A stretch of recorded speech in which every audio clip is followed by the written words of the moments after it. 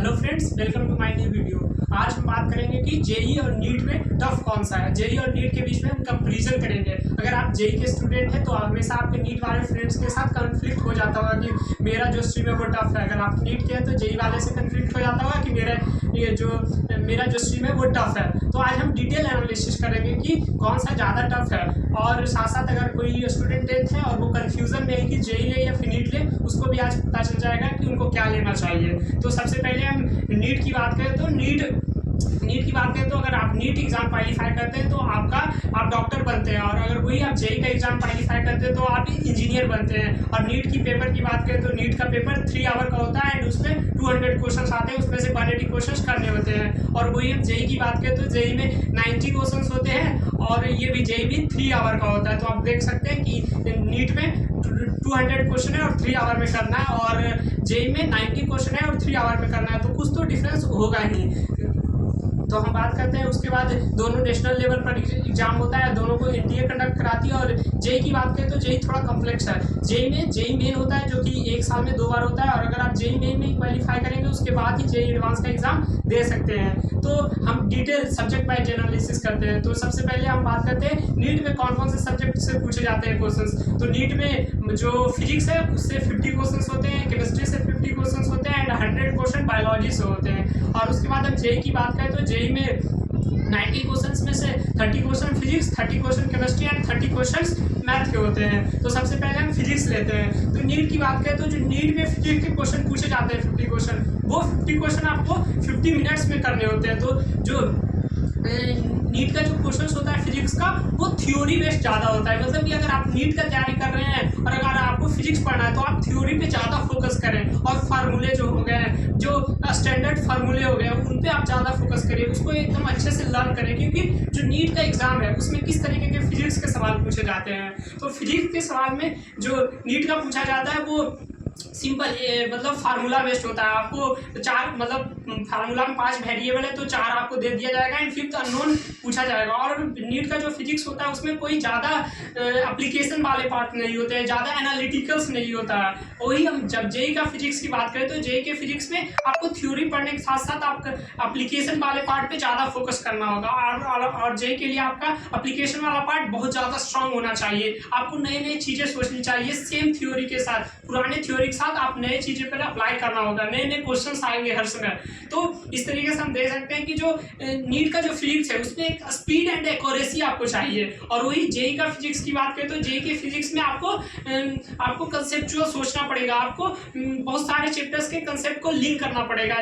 जबकि नीट के फिजिक्स में एक ही चैप्टर से एक क्वेश्चन बनता है, और जेई में एक क्वेश्चन को 4-5 चैप्टर से लिंक कर देते हैं। तो आपको ये कोऑर्डिनेशन बनाना आना चाहिए अगर आप जेई का तैयारी करना चाहते हैं। तो ये हम फिजिक्स की बात हो गई। तो फिजिक्स में हमने देखा क्या कि जेई में था जो फिजिक्स टफ आ रहा था उसमें आपको ज़्यादा कंसेप्चुअल एनालिसिस करके बनाना पड़ेगा, लेकिन नीट का जो फिजिक्स था उसमें सिंपल आप थ्योरी पढ़े, फार्मूला याद करें, सिंपल सा क्वेश्चन आएगा आप उसको सॉल्व करें। तो इस तरीके से जेई और नीट के फिजिक्स में डिफरेंस हो जाता है। थ्योरी तो दोनों का सेम ही रहता है। उसके बाद हम केमिस्ट्री की बात करते हैं। तो केमिस्ट्री में भी 3 पार्ट आते हैं, ऑर्गेनिक, इनऑर्गेनिक और फिजिकल। तो तीनों का नेचर जेई और नीट दोनों में डिफरेंट है। हम नीट की बात करें तो नीट में इनऑर्गेनिक की बात करें तो नीट में जो इनऑर्गेनिक के क्वेश्चंस होते हैं वो केमिस्ट्री के एनसीईआरटी बुक से ही होते हैं। और वो भी बुक से जो हमारे नीट में इनऑर्गेनिक का जो सवाल पूछा जाता है वो जनरली ऑर्डर्स पूछे जाते हैं। आयनाइजेशन एनर्जी का ऑर्डर क्या होगा, इलेक्ट्रोनेगेटिविटी का ऑर्डर क्या होगा। लेकिन जब हम जेई मेंस की बात करें और जेई एडवांस की बात करें तो इनऑर्गेनिक का क्वेश्चन एनसीईआरटी से तो रहता है, लेकिन वो लोग डाटा पूछ लेते हैं। मतलब कि क्योंकि नीट में बहुत सारा और भी रटने वाला पार्ट है, लेकिन जो हमारा जेई की बात करें तो जेई में रटने वाला पार्ट में सिर्फ केमिस्ट्री में इनऑर्गेनिक और ऑर्गेनिक ही आता है।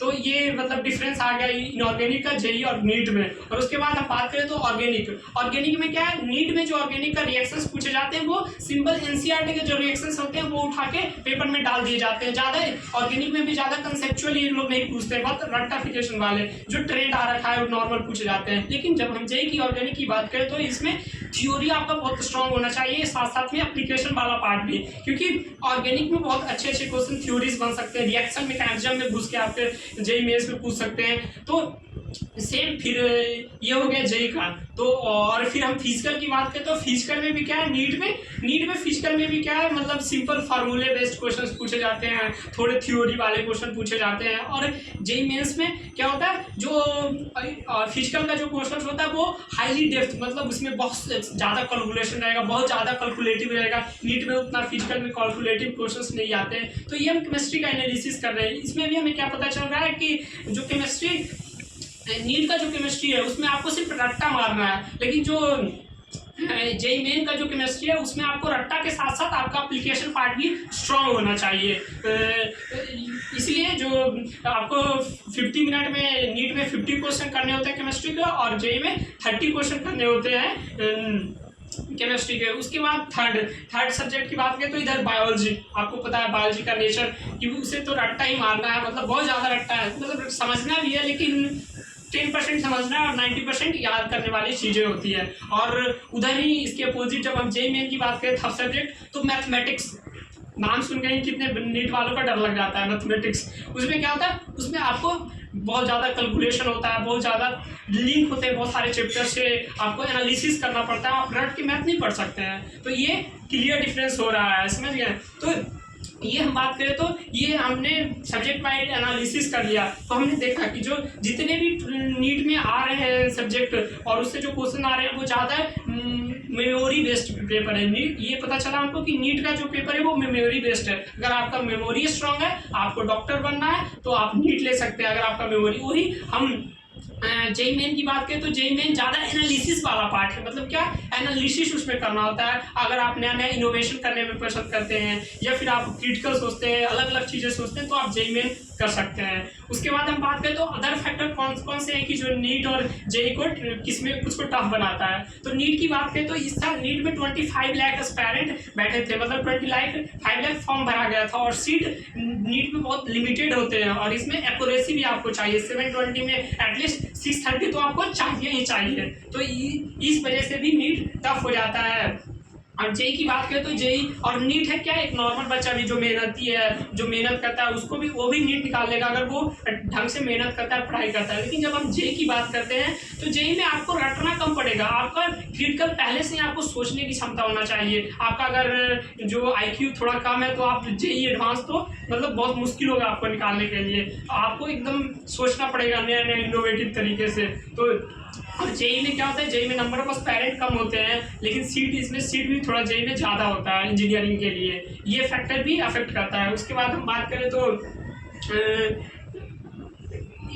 ऐसे ही पता चल रहा है कि जो नीट में डिमांड क्या है, नीट का एग्जाम का डिमांड क्या है कि डॉक्टर आप बन रहे हैं, आपको तुरंत इंस्टेंट रिएक्शन देना पड़ेगा, इसीलिए आपको 200 मिनट में 200 क्वेश्चन करना होता है, जरा भी सोचने का टाइम नहीं मिलता है। लेकिन आप जेई में आपको टाइम दे दिया जाएगा, लेकिन कुछ अच्छा सोचिए, कुछ नया सोचिए, इसलिए जेई इस तरीके का जेई मेन का पेपर है और जेई नीट का इस तरीके का पेपर है। तो इस तरीके से अपने आप को एनालिसिस, अगर आप 10th में और 11th 12th में आप जेई या फिर नीट करना चाहते हैं तो आप अपने आप को एनालिसिस करिए, आपको एनालिसिस करिए कि किसमें हम बेटर हैं, मेमोरी मेरा स्ट्रांग है या फिर हम अच्छा एप्लीकेशन वाला पार्ट मेरा अच्छा है। उस तरीके से आप अपना स्ट्रीम डिसाइड कर सकते हैं। तो टफ की बात करें आपकी जेई टफ है या फिर नीट, तो देखें तो अगर मेमोरी की हम बात करें इसमें अलग अलग क्राइटेरिया हो सकता है, ऐसे नहीं बोल सकते कि जेई टफ है या फिर नीट टफ है, इसमें अलग अलग क्राइटेरिया आ जाएगा। अगर हम मेमोरी की बात करें तो मेमोरी में ज़्यादा याद करने वाला तो हमारा नीट में ही टफ हो जाएगा अगर मेमोरी बेस्ड बात करें तो।